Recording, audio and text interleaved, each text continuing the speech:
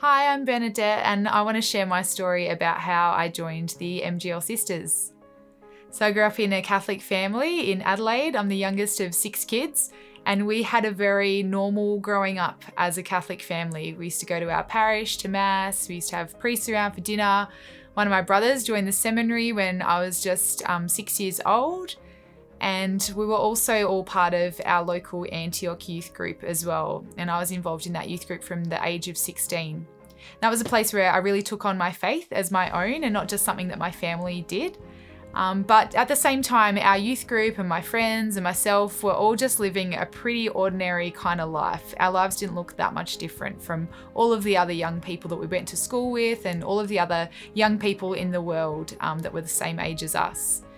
All of that changed though when I went to a World Youth Day in 2005. I was 21 at the time, and the people around me and the priests on our pilgrimage, all of it just kind of combined to make it a really incredible and really life-changing experience.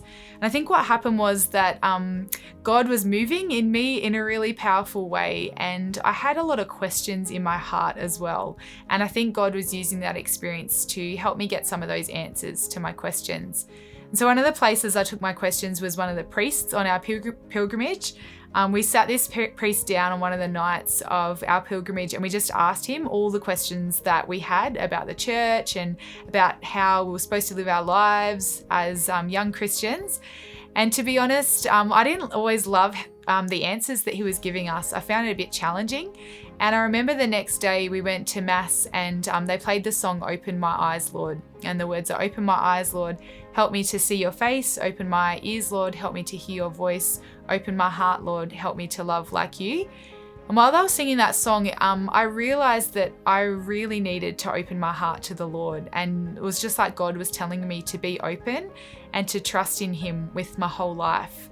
And so when I came home from that pilgrimage, I changed a lot of things in my life. I ended a relationship that I was in, and I joined a young adult community, and I also started studying theology.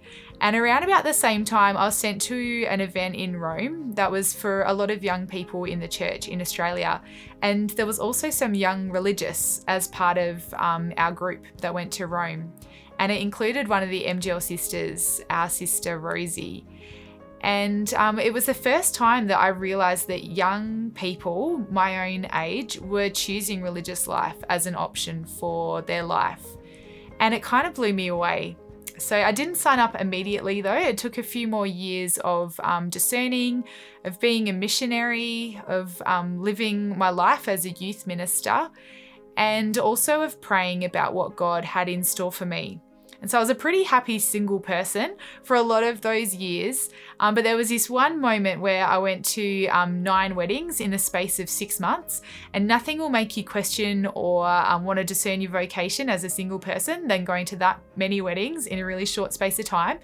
And we're at a particular wedding, and all the married couples went up and danced on the dance floor, and I was left at my table on my own, only for about 30 seconds.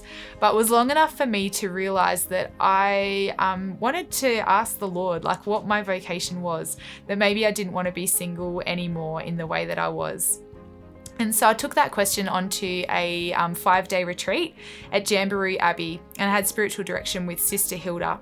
And during one of our spiritual direction sessions one day, she asked me the question, well, what does consecrated life look like for you? Why do you want to be consecrated? And I said to her in that moment all of the things that I had in my mind about consecrated life. And I left her office that day feeling so joyful and so excited and just so on top of the world that maybe, just maybe, God was calling me to consecrated life. And really, when I kept discerning and inquired with the MGLs, and when I went and did a come and see at their house and thought about life as a sister, that joy and that excitement, it really never left me. So 10 years later, I took my final vows with the MGL sisters. And that day was one of the most joyful, most beautiful days of my life. And it just made me feel so amazing knowing that that was the moment that I said to Jesus that I would be given to him for the rest of my days.